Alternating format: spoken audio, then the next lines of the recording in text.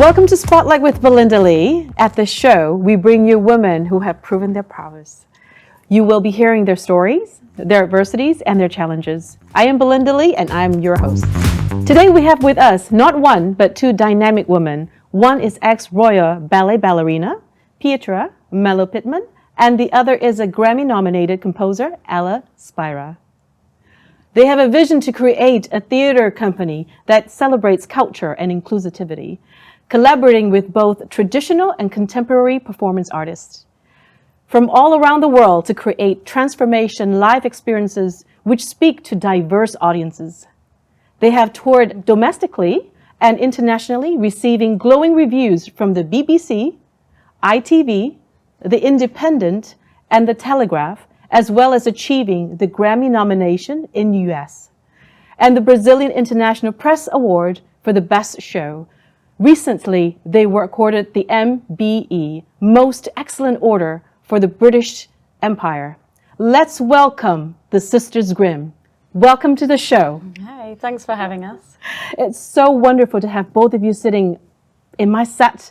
I'm so thrilled. When you said yes, I was jumping up and down, and it goes, I don't believe they're coming to Spotlight. Oh, thanks, Belinda. Thank you. So tell us a little bit about yourself. Do you want to start? Yeah, I'll start. Well, as you already mentioned, my background is as a ballerina, and I'm half Brazilian. And I was working in the Royal Ballet when I met Ella in 2008, and then everything changed, and we started working together and set up our company in 2009. Ah, wonderful, wonderful. And Ella? So I'm from Gloucester. I'm also from a multicultural background, and I'm a composer and a painter. And when we came together, I had already been working a lot in the kind of film and advertising space in a young composer kind of a way, but I had pushed ahead very early, didn't do so well at the whole school system thing. So we kind of carved our way in a very, we had the opportunity really to meet each other and be able to carve our way in an unconventional way, but that's been extremely successful for us. Ah, wonderful, wonderful. And how long have you both been working together? Since 2008. Yeah, so 13 years now. Yeah. Yeah. At the start, I was still performing in the Royal Ballet, and we were working around, our schedules. And then in 2014, I retired from the Royal Ballet to work full-time on our Sisters Grimm shows, following the launch of our first major world musical, the one that got the Grammy nomination. And since then, we now have a slate of culturally themed work. Wow. And you must have this asked many times, why Sisters Grimm? That was because our ethos was to kind of bring different disciplines together and bring different cultures together, or put a spotlight on different cultures and then add in different artistic disciplines as well as literally kind of format disciplines. And that to us was kind of almost like the continuation of what the Brothers Grimm did. So the Brothers Grimm were among the first people to collate and sort of pen folk tales that had previous to then just been passed on orally. And for us, we were kind of taking what the concept of that is really and continuing it, but in our way. So we draw on the kind of folk traditions of cultures and of art forms, but then we fuse them with either with our art forms or with other artists that we bring in, and we create this kind of ground of collaboration that then equates to something completely new, but it feels familiar. And for us it's important because it's a continuation of those historical cultures and those historical art forms. And you've traveled around the world. You have created many performances with Asia, Indonesia, Tokyo, Brazil. I've seen so many of that on YouTube, and I understand why you were awarded with such awards. So tell us about those experiences. How do you go to Tokyo when the language is so different? Well, we're definitely very courageous and fearless in so many ways, really, from the ambition to want to produce something and collaborate with world-class talent around the world, and even then to producing it and making it happen, because we come up with the ideas and then develop it and produce it. So creating a Brazilian show going deep into the Amazon to learn indigenous stories and learn about, you know, things related to that story, but then touring that show all around the world. It's the highlight of what we do, and seeing the way audiences react to the shows all over the world in the same way, laughing in the same moments, feeling very emotional and tearful in others, and then elated standing ovations for the South African show, the Brazilian show, touring China and Russia is just been amazing, and it really fulfills our purpose to unite people and to build bridges between different cultures. We are not inhibited by language, and our art forms are not about language. So when we collaborate with countries and when we identify the cultures that we want to be working with and that we want to spotlight and help to give a new kind of platform in our international entertainment, live entertainment arena, if we can collaborate with people on the ground, regardless to language, we don't need to be able to speak the same language, because we're understanding each other because we're artists. So we are speaking that language.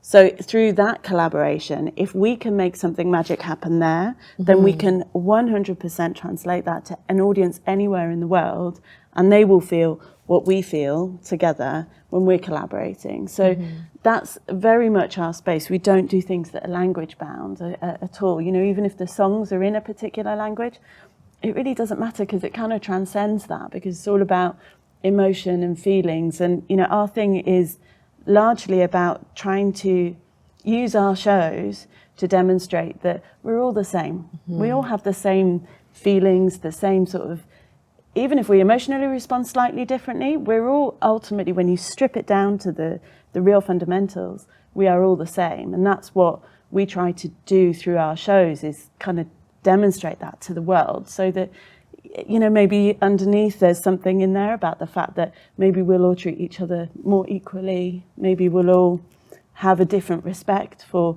multiculturalism in a really honest, pure way, you know. And you speaking the common language of dance, visual, connectivity, relationship. And when you're grounded in, I would say grounded, when you're in Tokyo, how do you source or find your dancers?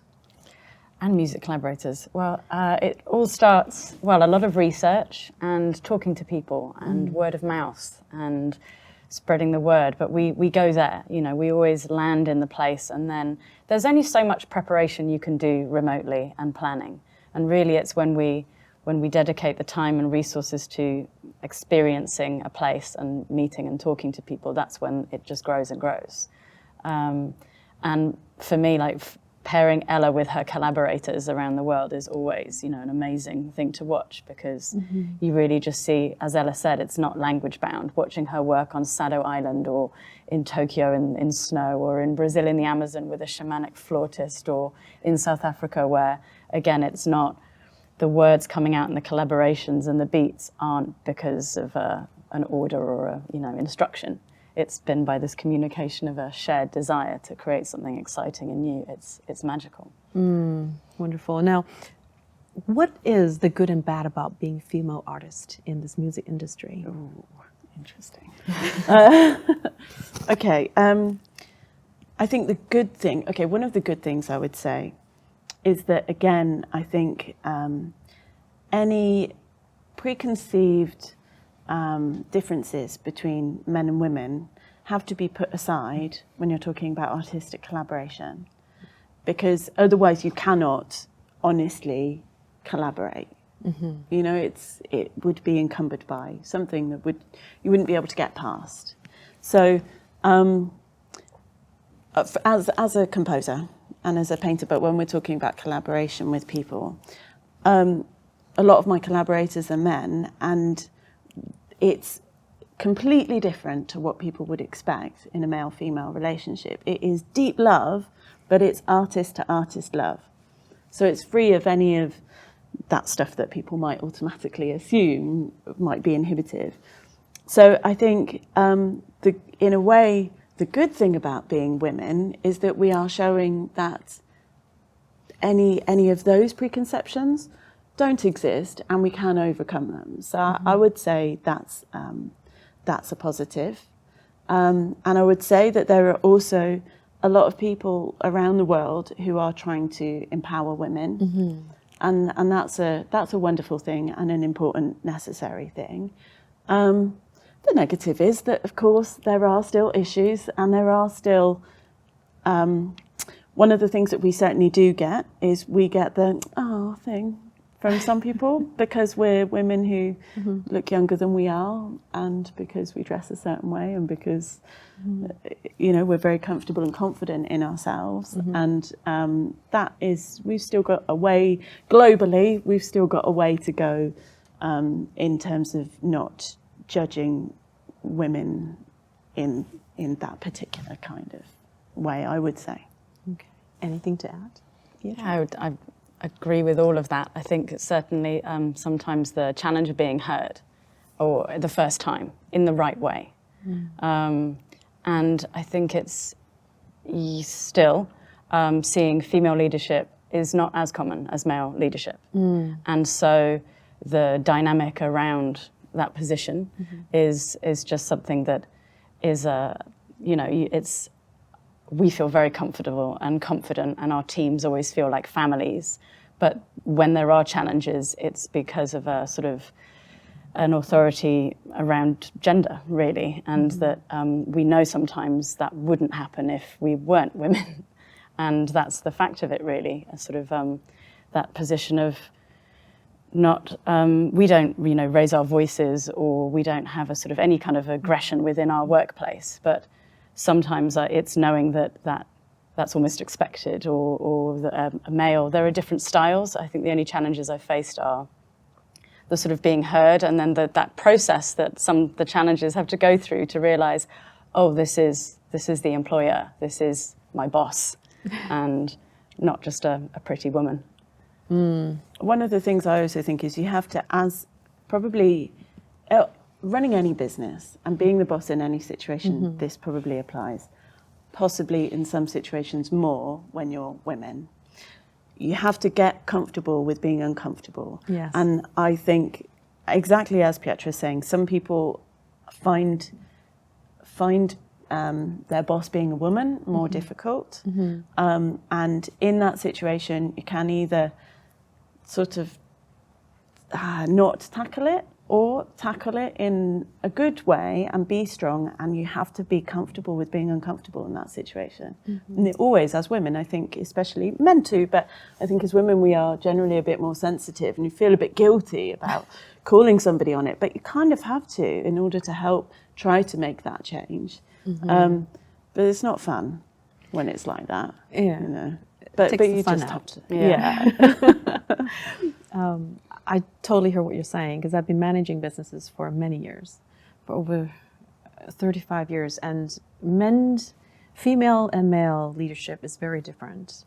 The male can have a very difficult conversation in a boardroom, and when they leave the boardroom, they're having beers. And the woman's different. They're very serious. We're methodical. We could be challenging on a topic in the boardroom, but when we leave the boardroom, we carry it with us too as well, back to our office. And I think as women, sometimes we need to change on that. With women, I totally can hear what you're saying, Pietra, is that sometimes we're not taken seriously. We're taken that, it's probably just a hobby for them.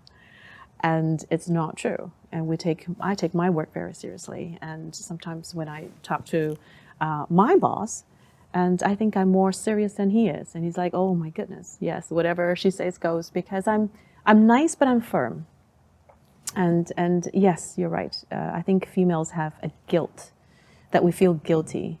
And I said to one of my employees one time, I says, it's funny to have a female body, because when we are mothers, it's like they take the baby out, but they put the guilt in. And they put more guilt in as your mother, working mother as well. So totally relate to what you're saying. Now, with all the experiences that you have in going abroad, putting teams together, and being the owners and businesswomen as you are, what stereotypes have you broken? Okay, in some territories, I think there is the expectation for women to look a certain way, to behave a certain way. and we don't do any of that, or to be, you know, they need somebody else to drive them, let's say, or they need, you know, they rely on somebody else to pay for everything for them or whatever. And we break down all of those stereotypes, and we see people sometimes struggle, both men and women in some places, kind of struggle with this amount of independence that we have and how we're not reliant upon anybody else, apart from perhaps each other. I think is probably a stereotype. I would also say, on Pietra's behalf, because she probably won't identify this wholly in herself, that from a technical standpoint, within theatre especially, a lot of the people who deal and our management of all the technical side, not all, but in most circumstances, it's men. And Pietra understands as much as them, if not more. If not more. And then there is this really interesting interplay. I find it really entertaining to watch, because I can see them all not know what to do with the fact that she can speak their language absolutely to a T. Brilliant. And they don't quite get that. This woman who still looks like a ballerina, who, you know, was a ballerina who's got the for drill? years. Yeah. Why is this thing? Yeah. That's a stereotype that I would say we've Hands-on. challenged very much as well. Yeah. And I also think there's a stereotype around always assuming or expecting a woman to not be entirely as committed to her career and purpose as she is communicating she is, because at some point she will want to have a baby, and not just want to, she will have one. And so it's sort of, that's a conversation that, even though like there are fathers in the world, they never have to face that sort of putting down of, oh, but you're going to be a mother, and, or, you know, have to balance that. And that couldn't possibly be as focused as you are talking or acting the way you are now. And I think we break that down because you know, we see amazing women that juggle careers and families, but we don't have children. We are entirely focused on our work. Our creations and our team are our babies. And I think there's that sort of stereotype that at some point that's going to happen, and then it won't be the way it is now. And I think we break that down every time we meet people. Because here we are in the second decade of Sisters Grimm, creating more global babies in terms of shows. I think women in general is getting more independent. And as we travel and prove ourselves that, you know, we are no different than men. Now you've traveled all over. How is it different working elsewhere and in the UAE? For me, I think one of the really interesting things living and working here now, because when you live somewhere, you also get a very different experience. Absolutely. You can feel the newness, and you can feel the potential for continued growth. Clearly, this territory has done incredible things in growing to where it is now in such a short window of time. And we're only coming up to the 50-year anniversary this year. Now, it's unbelievable how much has happened in development of the civilization here. And that's really interesting. And for us, we found a real passion in wanting to spotlight the things that the outside world doesn't necessarily think of so much with the UAE. So the experiences that we've had and that we've deliberately sought out is a lot of the nature-based experiences. There's a huge amount of that, and there's actually a huge amount of history here, both in the nature but also in civilizations that have been here. And that those are the things that I would say are not so known about here.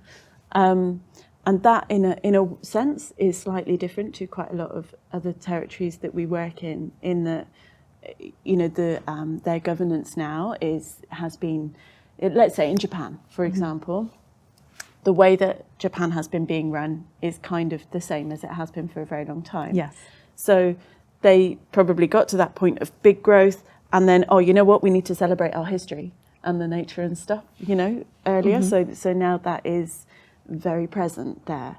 And that right now in the UAE, it feels like, because it's the formation of the UAE is so new and so fresh, that is starting to happen, and it's only going to continue. So this thing of helping or being a part of spotlighting the history, the nature, the real culture of the land that is what I think we're going to see more and more here. And we're excited to help support that in whatever way we can through the work that we do here.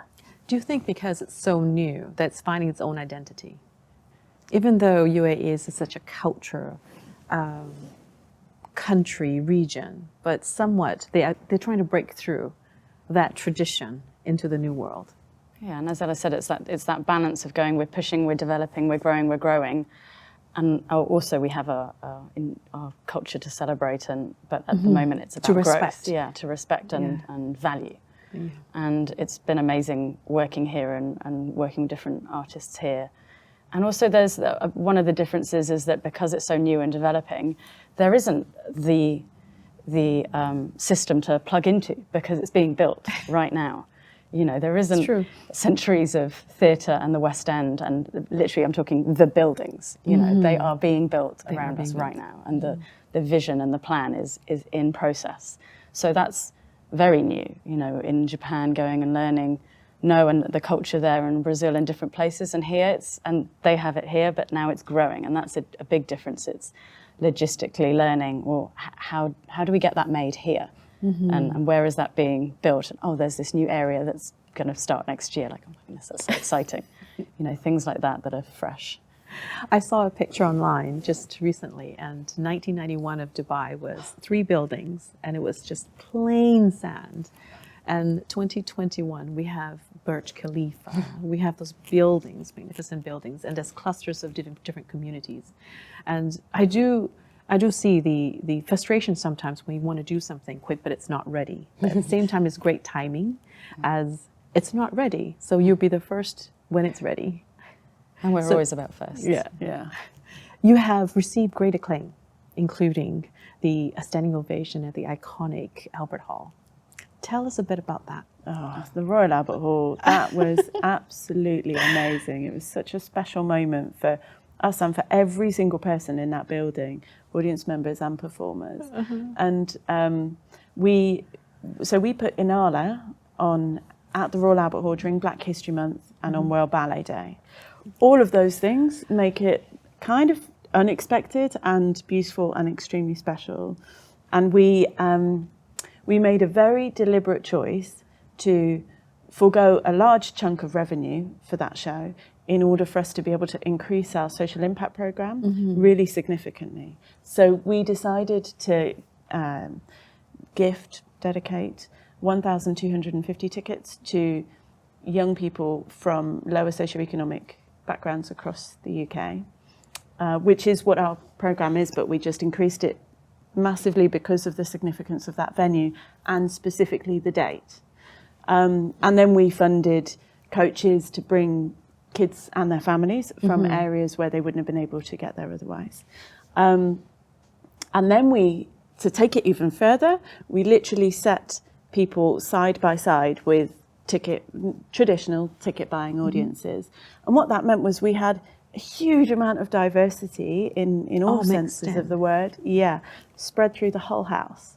Which was almost 6,000 seats in the round. Yeah, and it was just so special. We had Soweto Gospel Choir hadn't actually performed at the Royal Albert Hall. They've performed just about everywhere else, but it just hadn't. It just hadn't. So for a lot of our performers, it was the first time they were performing on that stage, and the roar that we got at the end was unbelievable. And it literally gives me goosebumps just thinking about it. It was very, very special.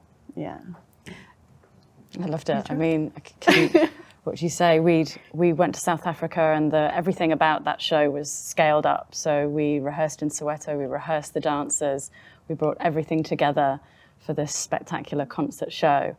And again, the thing of it, we break the mold because we put things together that ordinarily have separate audiences. So ballet, having worked in the Royal Opera House in Covent Garden for 13 years, has its dedicated audience over there, world music over here, pop concerts over here. So to fill a house with that diversity and have mobile phones swaying with the world's best ballerinas, the world's 3-time in that year, 4-time Grammy-winning artists on stage. Oh my! Where the lyrics in all the songs are sung in Zulu. Oh, and my to have goodness. a live band, bass, you know, everything about that show fused, and have that reaction from people, and the footage of, you know, I have chills listening kids to and it. grandparents dancing alongside each other. It was, yeah, a fantastic night. And our last performance in the UK before we then toured China, but now since the pandemic, it was our last performance in the UK. So what a memory to have of a show that actually we started to develop in 2009. So in 2009, Ella took me to see a concert of Ladysmith Black Mambazo, and we started developing the show, which launched in 2014. So 5 years later, to be marking democracy of South Africa in that way, to be, you know, providing that into the landscape of cultural history in London, in the West End, it was just iconic. Wow. It seems that you've worked with top artists around the world. Have you had any differences in terms of creativity amongst yourself? You're a ballerina, you're a composer, and you're putting a show together, and there must be some opinions between the both of you. Do you know, funnily enough, I would say, Pietra might have something different to say, but I don't think so. I would say that we never have artistic differences. I think we are, and I think it is a bit the stars aligned, and it was fate that we got to meet, because I think on the important stuff, which is the artistic side of things, and ultimately our mission and our purpose and our values, we are always, in my opinion, completely aligned. Wow. I would say, you know, the business side of things, Yes. because we have completely different brains and we're two very different people in you know, what our psyches are and stuff like that.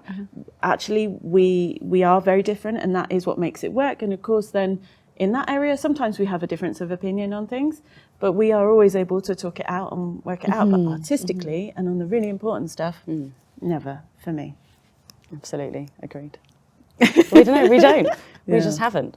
It's very rare that we'll have a disagreement. There'll be a conversation, and never about the artistic things, but about more of the business things. I'm more sort of cautious and program systems, and Ella's petrol to Mars. No, she's like, let's go to Mars, and I have to work out the petrol first. And then She'll say, oh no, but we already got the petrol to go to the moon. how are we going to get there? Like, I'm totally up for it, but I just need to like work logistics.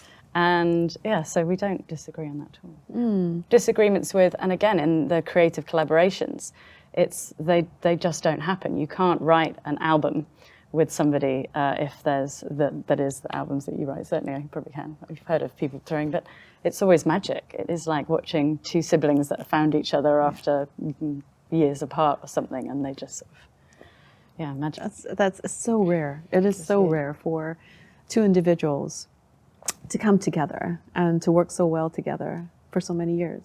You hear that, and then they're not together anymore. They break apart, and it's so nice to hear that you have the alignment between the both of you. It's a legacy. It leaves a legacy. I was so inspired by Diaghilev, who was a producer that founded the Ballet Russe, that then commissioned Picasso and Tchaikovsky to do the sets. Tchaikovsky to write famous music that now plays everywhere, every year at Christmas. Swan Lake, The Nutcracker, and he came from a non-theatrical background, and he, you know, there's black and white photos of him with Diaghilev, and they traveled the world, and he apparently lived in hotels, and, you know, I feel like we had a very similar sort of connection in terms of that production and music, but wanting to leave something that sort of outlives us behind.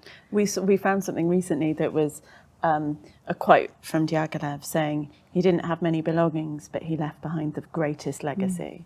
And also included in this description was about how he'd lived in hotels pretty much his whole life. And I think we're cut from the same cloth in that we don't care about materialistic things. We are driven by this purpose and this mission that has nothing to do with money, and that is about social purpose, and that is about using the power of entertainment and arts, more importantly arts, through live entertainment, that, you know, ultimately to help to build bridges and help to sounds memories. really cliched, but help to make the world a better place. You know, but that is where it comes from, I think, and, you know, do something that hopefully for centuries will continue to have an impact in a positive way. I think it's very important, which just connects to the next question. I want to know more about your next program, or this program. It is The Art of the Practice. Oh, The Art of Practice. Yes. The Art of Practice was something that we've been developing and we're launching, which was really, we wanted to create a training program, a digital training program that was accessible to everybody, no matter what your strengths or career paths might be, that provides you with those skills that are transferable. And so not to become a musician, composer, singer, or a ballerina, but that can really be embedded as part of a curriculum long-term that is rooted around well-being and presence, but that comes from our art forms of physical movement, ballet in particular, classical. And this is digital. Classical. It's a digital offering, but really the sort of the program that we've developed is exercises, but it's fun. It's, you know, it's story sharing, but it's giving you both physical and rhythm, things that are very good for the physical and mental health of the people that take part, which initially is being rolled out for under 18-year-olds. And then we have a program that the next sort of step, Art of Practice, is for everyone. Then we have a sort of apprenticeship company, which that is much more professional, elite professional training in relation to our shows. And all of both these programs really is about increasing not only the talent pool for our shows here, that's here, and for us to be able to take the talent here internationally as part of our work. So those are the two training that we're developing. We have called it the Art of Practice because we think that in the end, one of the things that music and dance can really give you is an understanding of how important practice is. You can't put a pair of point shoes on and do a beret, which is that one, or sit in front of a piece of music and know how to play it without dedicating years of time to practice. And that's not a negative, that is a positive, and that can be that skill of knowing how important practice is and what it gives you is transferable to anything. So one of the things I was thinking about this recently, one of the things that I think, having learnt the piano, so I started playing the piano when I was 6, and one of the things I think skills that is transferable that I learnt from that is patience. I'm not always patient and I'm obsessive, but it's given me patience in that if I'm getting my fingers in knots around a piece of music, it doesn't help me shouting at the piano. That's not going to fix it. I've just got to keep going round and round that thing. And it is something that you have to learn to just, okay, be calm, be patient. And I think that helps with managing and dealing with people. Now, when I'm pushed too far, I'm not always so patient. But, you know, actually, it takes me a long time for me to get to that point. And I think those sorts of things, it's exactly the same for Pietra with ballet. And we've talked about these things. Like that's an example of the kind of skill set that can be gained through a program like this that teaches people why practice is so important. Right. It's like I would relate that to going to school for medicine, and you graduate as a doctor, but you don't practice it. And how good are you going to get? You just got a certificate. Yeah. Very, very similar. Yeah, and then there's the other side to it, which is at the end of the day, being aware of physicality is also really important. You know, people get back problems in later life because they haven't looked after their posture.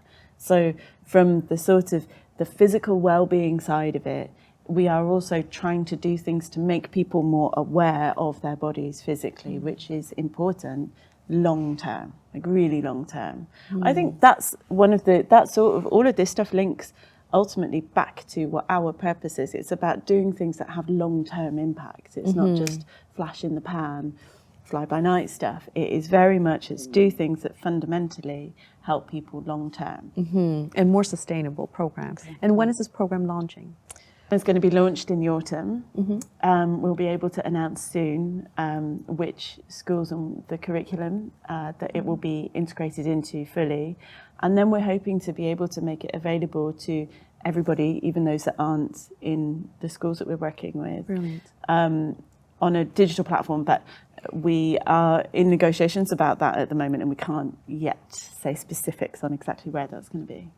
Oh, exciting. We'll all stay tuned and wait for that announcement to come out. Exactly. But I wanted to go into your MBE, which you just got awarded this year. Let's talk about that. And how did it make you feel when you first got the announcement that you were awarded the MBE? Would you like to tell everybody what the MBE is? Oh, you could say what the MBE is. It's a member of the British Empire. It's an award given by the Queen and in our case, it was for services to international trade and the creative industry. That's a huge accomplishment. It was a huge honour. I didn't realise, you know, we're quite young for an MBE, so that was amazing to receive. And actually, we found out we had COVID at the time, so it was really good news. We were both stuck at home in recovery, and so it was amazing news. And we're really looking forward to the date being set to receive our medals. Wonderful. Do they award this once a year, or? We were on the New Year's Honours list. I think it's more than once a year, actually. I think there's once or twice a year. And it's a New Year's Honours list announced on New Year's Day. Oh, my. The thing that's really important about MBEs and what's significant for anybody who gets awarded an MBE is it is the kingdom wanting to recognise the amount of commitment that people have given to their particular area. And it's important. It's a brilliant thing that is still done, because you can work for years and years and years, and to have that recognition from the kingdom, everybody responds and realises the significance of it. And it's not something that anybody can buy. It can only be earned through hard work and hard graft. And it is something that is really about the years and hours and the level of commitment that people who are awarded it have given. So it means a lot. It means a lot. And it's not, it's what's also wonderful about it is not in any way, shape or form attached to finances either. You know, in order to do what we do and in order to run the company that we run, of course, there are things around finance, because we need finance in order to be able to do the things that we do. But it's actually not about how much turnover you make or how much this, that and the other. It's really about the impact that you have. And dedication that you have. Yeah, which is why it's such a wonderful thing, because it recognises people who've dedicated their lives to looking after children in a charity for 30 years or something. So it really is, it covers all areas, and for us it's it means a lot to have the recognition of the impact that we have on, which is also attached ultimately to the diversity that we bring into theatres, that we put on the stage, and then we also bring into theatres the impact that we have with the groups of people that we work with that are from lower socioeconomic areas, that we make an effort to do all over the world. We've done it in China as well, we do it in Singapore. It's the recognition that we have received for this is about our artistic output, the role that we play in essentially kind of diplomatic relations through cross-collaboration, and then also the social impact work that we do that is all surrounding our shows. And this is not othering people in any way, shape or form across any of it. It's well-deserved, well-deserved. And when I read up on it, I was so proud of both of you, and such a great accomplishment. Thank you. Such a great accomplishment. Now, what advice do you have to give to other artists that wants to dive into what you're doing, or even want to collaborate with you? I would advise people to look for a partner in crime. You know, having a partner makes everything easier, really. I feel.